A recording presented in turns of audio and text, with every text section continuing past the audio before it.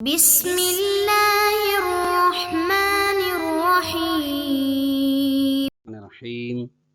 صلی اللہ علیہ رسول الکریم۔ السلام علیکم ورحمۃ اللہ وبرکاتہ۔ طلاب کرام عزیز، کیسے ہیں؟ امید کرتے ہیں آپ خیر و عافیت سے ہوں گے۔ بدایت المعارف جزء رابع کا سبق نمبر 58 شروع کر رہے ہیں، جس میں عنوان قرار دیا گیا کتاب کی عبارت ثم لا یکفی علیک ثم لا یکفی علیک ان نبی اعم من المرسل سے لے کر وہنا سوالات تک۔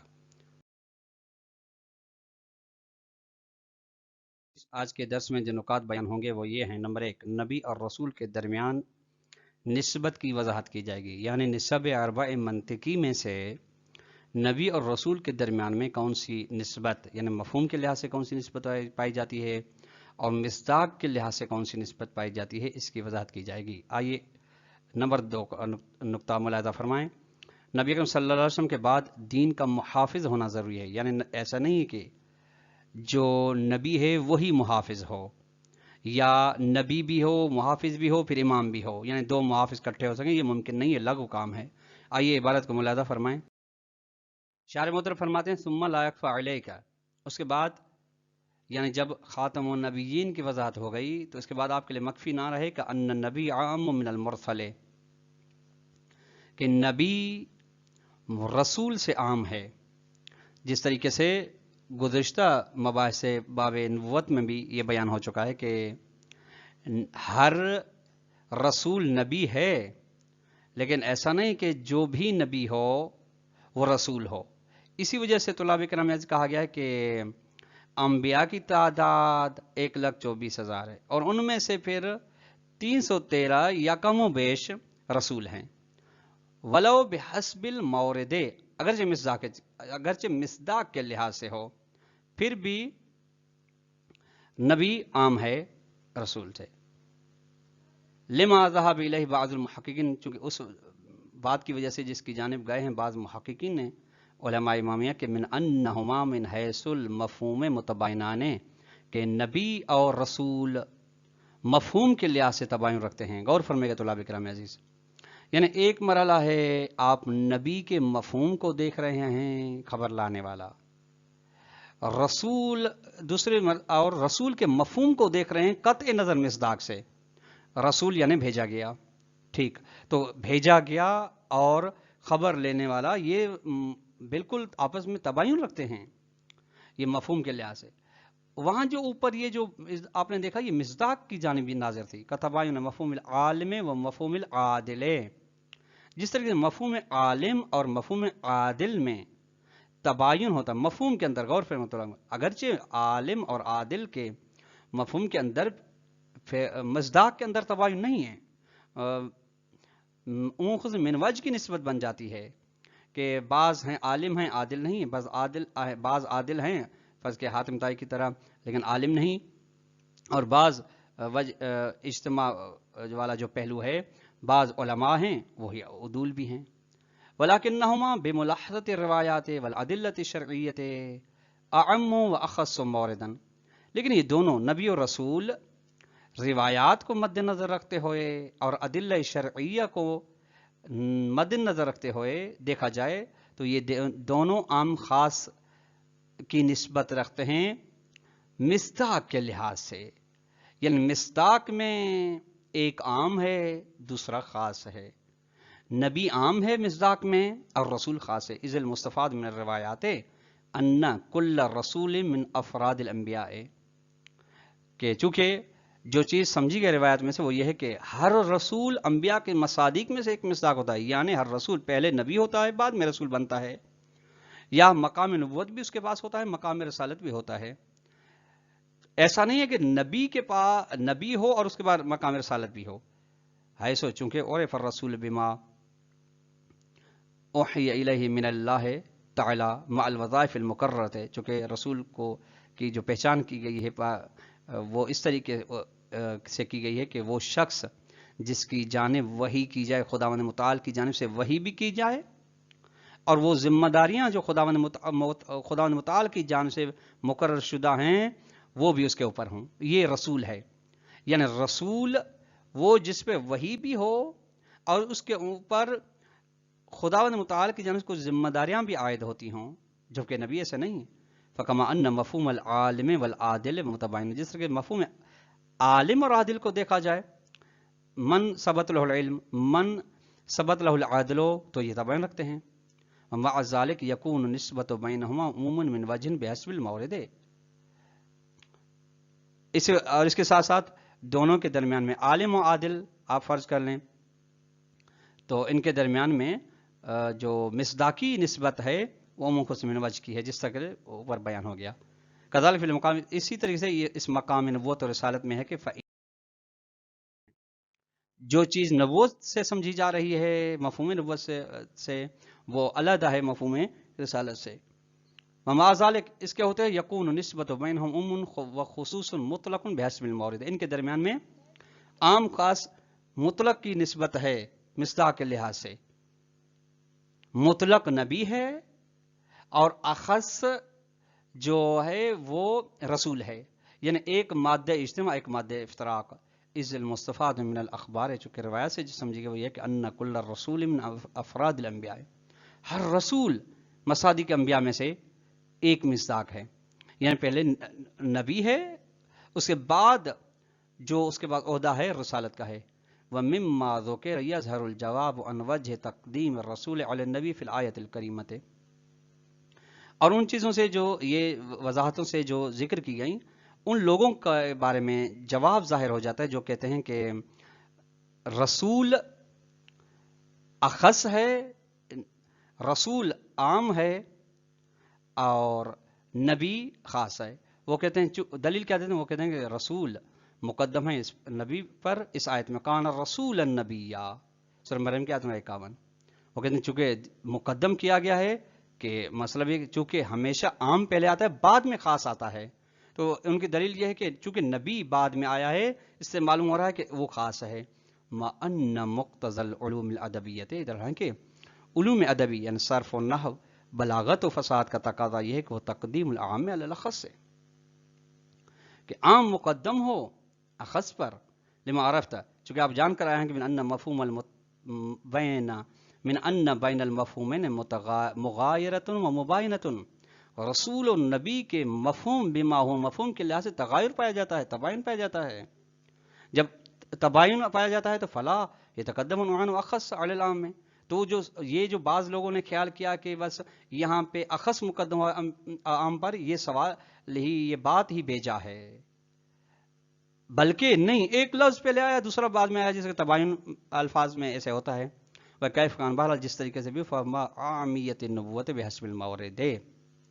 یعنی جب ہم کہتے ہیں کہ نبوت عام ہے مصداق کے لحاظ سے رسالت سے، فَإِذَا كَانَ مُحَمَّدٌ خَاتَمَ النَّبِيِّينَ، جب اکرم صلی اللہ علیہ وسلم انبیاء کے سلسلے میں آخری نبی ہیں،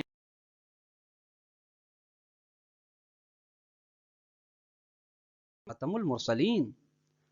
تو اسی بنا پہ وہ خاتم المرسلین بھی ہیں.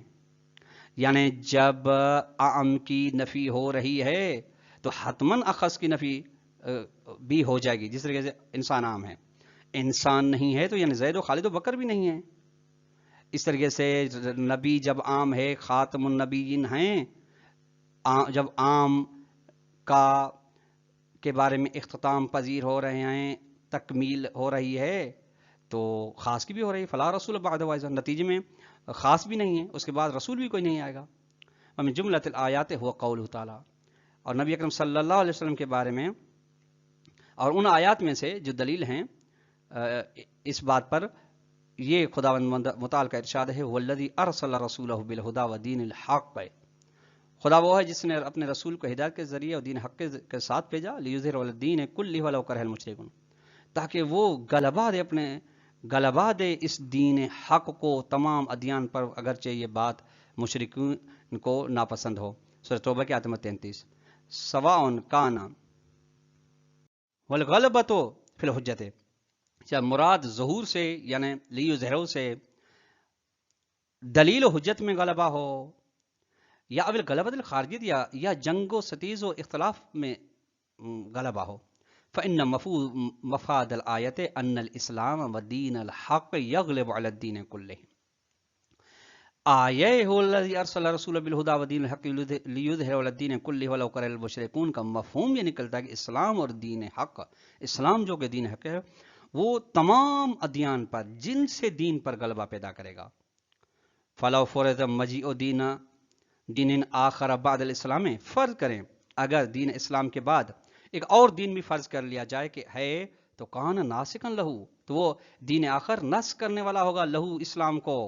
व गालिबन, और वो गलबा पैदा करने वाला होगा इस्लाम पर, फ़हुव यतनाफ़ी मअसर ही लायत, और ये चीज़, ये दूसरे दीन को इस्लाम के दीन के बाद फ़र्ज करना ये तनाफ़ी रखेगा सराहत आयत के साथ, ये जो आयत हुवल्लज़ी अरसलहु बिल हुदा है। बस नतीजे फला यजीउ दीन आखर,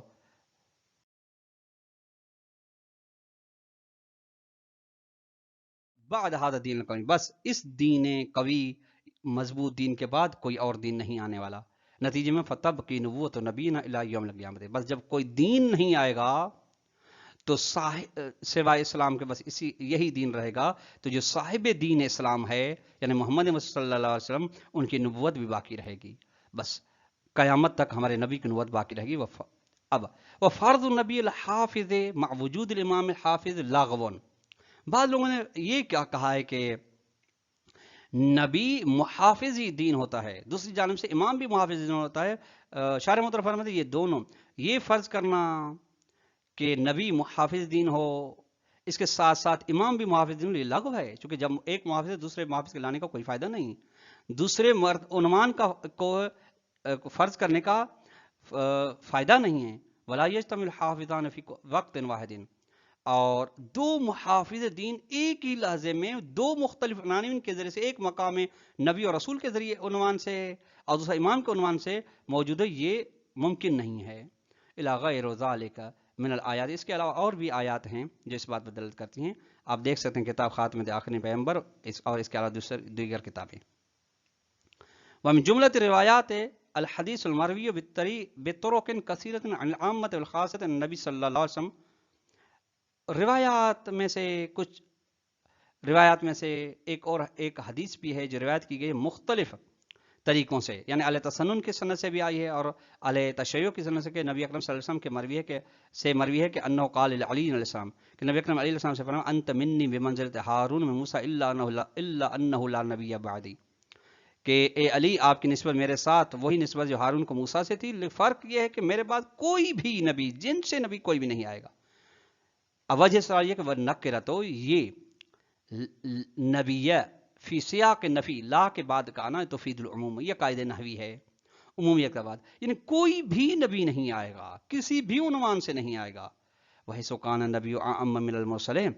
बस जब हमने यही साबित किया कि नबी रसूल से आम है मिसदाकी लिहाज से, तो नफ़ी नबी, बस आम की नफ़ी हो जाना, युलाजिम नफ़ी मुरसल अजन, यानी कोई कहे कि बस नबी नहीं आएगा बस रसूल आ सकता है, ये बेजा बात है, कमाल एकफा। जिसके बाद वाज़ेह है कि जब आम की नफ़ी होती है तो ख़ास से खुद हो जाती है नफ़ी। मिन जुमलत रिवायत अल हदीस सही अल मरवी फी मन ला यहज़ुरुल फ़क़ीह अन अबी जाफ़र अलैहिस्सलाम, और उन रिवायत में से कुछ रिवायत में से एक वो सही सनद हदीस है जो रिवायत की गई किताब मन ला यहज़ुरुल फ़क़ीह में इमाम बाक़िर अलैहिस्सलाम से, कि क़ाल फ़ी हदीस, मौला ने फरमाया कि क़ाल नबी सल्लल्लाहु अलैहि वसल्लम, नबी अकरम ने फरमाया वल मुस्लिमून हौलहु मुज्तमिऊन, उस वक्त ये फरमाया जब उनके इर्द गिर्द मुसलमान थे, फरमाया कि अय्युहन नास इन्नहु ला नबी बादी, ए लोगों सुन लो मेरे बाद कोई नबी नहीं है, वला सुन्नत बअद सुन्नती, मेरे बाद कोई सुन्नत नहीं, फमन इद्दा बाद ज़ालिक, जो भी मेरे बाद नबी होने का, मेरी सुन्नत से हट के उस दूसरी सुन्नत होने का दावा करे, फद्दावा हो व बिदअतु फिन्नार, उसकी दावा और बिदअत ये जहन्नम में है, फ़क़्तुलूहु, उसको कत्ल कर देना, वमन इत्तबाहु, जो भी ऐसे फर्ज की इत्तिबा पैरवी करेगा, फ़इन्नहु फिन्नार, जहन्नम में है। मतलब जिल्द नंबर 491 हदीस नंबर 421। वम जुमलत रिवायत ऐज़न व अन अब्दुल अज़ीम अल हसनी, उन रिवायत में से नीज एक वो रिवायत है जो अब्दुल अज़ीम अल हसनी से रिवायत है, काल वो फरमाते हैं दखल तो अला सैयदी अली बिन मोहम्मद, अली मोहम्मद अलैहिस्सलाम के पास में मेरा दाखिला हुआ, वहाँ पे हाजिर दी, फलम्मा बसर बी, जब उन्होंने मुझे देखा तो काल अली, मुझसे फरमाया मरहबन बिक या अबल कासिम अंत वलियुन हक़्क़न, مرحبا او آپ کرے ابو القاسم آپ ہمارے حقیقتاً ولی ہیں۔ فقلت لہو میں نے ان کی خدمت میں عرض کیا، علی بن محمد علیہ السلام کی خدمت میں، یم رسول اللہ اے نبی کے بیٹے فرزند، انی ارید ان اعرض علیک دینی، میں چاہتا ہوں کہ میں اپنا دین عقیدہ آپ کے سامنے پیش کروں۔ فإن کان مردین، اگر رضایت خدا والا پسندیدہ ہوگا تو ثبت علیہ، میں اس پر ثابت قدم رہوں گا، حتی الق اللہ عز وجل، تاکہ اسی حالت میں خدا سے ملاقات کروں۔ فقال، امام علیہ السلام نے فرمایا اسے، ہاتھ یا ابو القاسم، ہاں بیان کرو ابو القاسم۔ فقول، تو میں نے کہا، انی اقولو، مولا میں کہتا ہوں کہ ان اللہ تبارک و تعالی واحد لیس کمثلہ شیء، خدا ایک ہے، اس کی مانند کوئی بھی نہیں۔ اللہ نے کہا، یہاں تک فرمایا وَأَنَّ مُحَمَّدًا عَبْدُهُ وَرَسُولُهُ خَاتَمُ النَّبِيِّينَ، محمد صلی اللہ علیہ وسلم خدا کے بندے عابد، ان کے بھیجے ہوئے اور آخری نبی ہیں۔ فلا نبی بعد الی یوم القیامۃ، تا قیام قیامت کوئی نبی نہیں آنے والا ان کے بعد۔ وَأَنَّ شَرِيعَتَهُ خَاتِمَةُ الشَّرَائِعِ، ان کی لائی ہوئی شریعت آخری شریعت ہے۔ فلا شریعت بعد الی یوم القیامۃ، ان کے بعد کوئی شریعت، کوئی قانون لائی نہیں آنے والا نیا۔ اعلان کا یہاں تک فرمایا، فقال علی بن محمد علیہ السلام، مجھ سے پھر امام علی بن محمد نے فرمایا، یا ابو القاسم، حاضہ، اسی بات کو پکڑنا، یعنی خذا، واللہ دین اللہ الذی ارتضی لعبادہ، خدا کی قسم یہی خدا کا دین ہے، خدا جس دین کے بارے میں اپنے بندوں سے راضی ہے۔ فثبت علیہ، اس پہ ثابت قدم رہنا، ثبتک اللہ بالقول ثابت الحیات الدنیا والآخرت، خدا متعالی آپ کو ثابت قدم رکھے دنیا میں بھی آخرت میں بھی اسی عقیدے پر۔ کمال الدین جلد نمبر 2 صفحہ نمبر 379۔ ہم جملت ما فی نہج البلاغہ، ان روایات میں سے، ان امثلہ میں سے وہ بات بھی موجود ہے علیہ السلام کی جو نہج البلاغہ میں ہے۔ قال علیہ السلام حین یلی غسل رسول اللہ صلی اللہ علیہ وسلم و تجہیزہ، جب ان کے ذمہ نبی اکرم صلی اللہ علیہ وسلم غسل و تجہیز و تکفین تھی، اس وقت مولا نے فرمایا، بے ابی انت و امی یا رسول اللہ، اے میرے سردار، آپ پر میرا باپ اور میرا والدہ قربان، لقد انقطع بموتک ما لم ينقطع بموت غیرک من النبوۃ، آپ کے جانے سے اس چیز کا سلسلہ ختم ہو گیا کہ آپ کے غیر کی موت سے اس کا سلسلہ ختم نہیں ہوتا تھا، وہ ہے نبوت، یعنی آپ کی جانے سے سلسلہ نبوت ختم ہو گیا، جبکہ جو بھی آپ سے پہلے جاتا تھا اس کے جانے سے سلسلہ نبوت ختم نہیں ہوتا تھا۔ یہ بھی دلیل ہے خاتم نبیین کی۔ ہم جملت ہمارو فی صحاح ستہ، اور ان روایت میں سے وہ روایت ہے جو روایت کی گئی صحاح ستہ میں، ان رسول اللہ صلی اللہ علیہ وسلم قال، کہ نبی اکرم نے فرمایا، فضلت علی الانبیاء بست، مجھے فضیلت دی گئی انبیاء پر تمام 6 چیزوں کی وجہ سے۔ ایک، اعطیت بجوامع الکلم، مجھے جوامع الکلمہ عطا کیے گئے، اور نصرت برعب، دشمنوں پر، اپنوں پر مجھے روب کے ذریعے سے میری مدد کی گئی، وَأُحِلْتُ لِيَ الْغَنَائِمَ، اور میرے لیے غنیمتیں حلال کی گئیں، وَجُعِلْتُ لِيَ مسجد و طہورا، میرے لیے زمین کو پاک و پاکیزہ کر دے گا اور سجدے کی جگہ کر دے گا، وَأُرْسِلْتُ إِلَى الْخَلْقِ كَافَّةً وَخُتِمَ بِي النَّبِيُّونَ، مجھے تمام لوگوں کے لیے بھیجا گیا، تمام خطے کے لیے بھیجا گیا، اور میرے ذریعے سے ہی نبیوں کا اختتام کیا گیا۔ فضائل الخمسہ من الصحاح ستہ، جلد نمبر 1 صفحہ نمبر 45۔ آخری روایت اللہ بکرام من جملتها ما رواه في الوسائل عن ابی عبداللہ علیہ امام جعفر صادق علیہ السلام سے وسائل الشیعہ میں روایت ہے کہ انه قال، مولانا نے فرمایا، ان اللہ بعث محمدا فخاتم به الانبیاء، خداوند متعال نے حضرت محمد مصطفیٰ صلی اللہ علیہ وسلم کو بھیجا اور انہی کے ذریعے سے انبیاء کا اختتام کیا، اتمام کیا۔ فلا نبی بعدہ، نتیجے میں ان کے بعد کوئی نبی نہیں آنے والا۔ وانزل علیہ کتابا، اور محمد صلی اللہ علیہ وسلم پر کتاب یعنی قرآن نازل کی، فخطب به الکتب، اس سے قابل جتنی بھی کتابیں تھیں ان کو نسخ کر دیا، ختم کر دیا۔ فلا کتاب بعدہ، قرآن کے بعد کوئی ہدایت کے لیے ہدایت والی کتاب آسمان سے نہیں آنے والی۔ وسائل الشیعہ جلد نمبر 18 باب نمبر 13 حدیث نمبر 62 صفحہ نمبر 147 الی غیر ذلک من الروایات الکثیرۃ المتواترۃ الدالۃ علیہ۔ اس کے علاوہ اور بھی بہت ساری روایات تواتر کے ساتھ ہیں طلاب کرام عزیز جو خاتمیت نبی پر دلالت کرتی ہیں۔ اورد منہا فی کتاب خاتمیت آخرین پیغمبر ازید من المئتین، اس کتاب خاتمیت آخرین پیغمبر میں آئی ہیں روایات 200 سے زیادہ جو خاتمیت پر دلالت کرتی ہیں۔ فراجہ آپ اس کی جانب رجوع کر سکتے ہیں۔ طلاب اکرام، آج کا درس اپنے اختتام کو پہنچا۔ سوال نمبر 1 یہ ہے کہ نبی اور رسول کے مفہوم اور مصداق کے لحاظ سے ان میں کون سی نسبت پائی جاتی ہے، وضاحت فرمائیں۔ اور دوسرا سوال یہ ہے کہ خاتمیت نبی پر خاتم النبیین پر قرآن اور حدیث سے کوئی بھی ایک دلیل بیان کریں۔ والسلام علیکم ورحمۃ اللہ وبرکاتہ۔